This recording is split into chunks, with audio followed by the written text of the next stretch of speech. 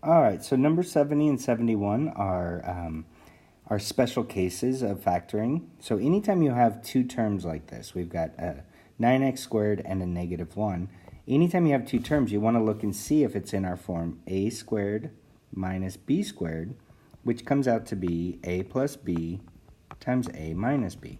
This is called difference of squares. Difference because of the minus sign, squares because of the squares right there. So anytime we have a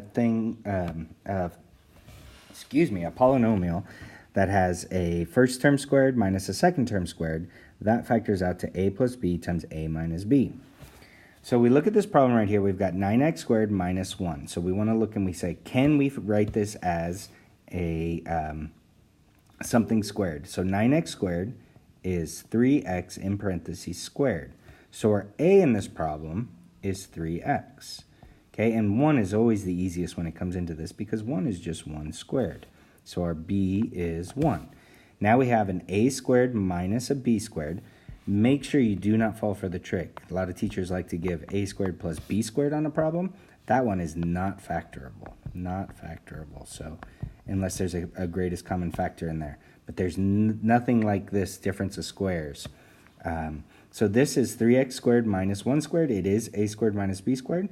So this just becomes 3x minus 1 times 3x plus 1. Okay? Now let's move on to perfect square trinomials. So a lot of times, me as a teacher, I don't notice that this is a perfect square trinomial.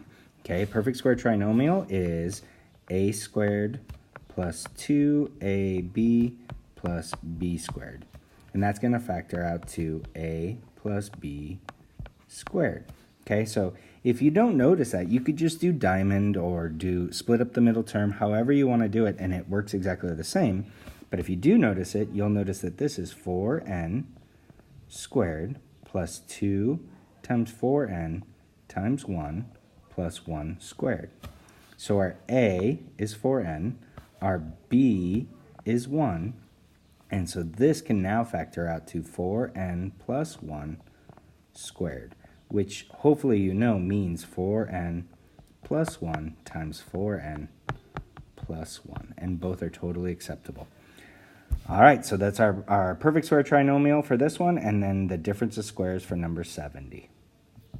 Make sure you're always looking for those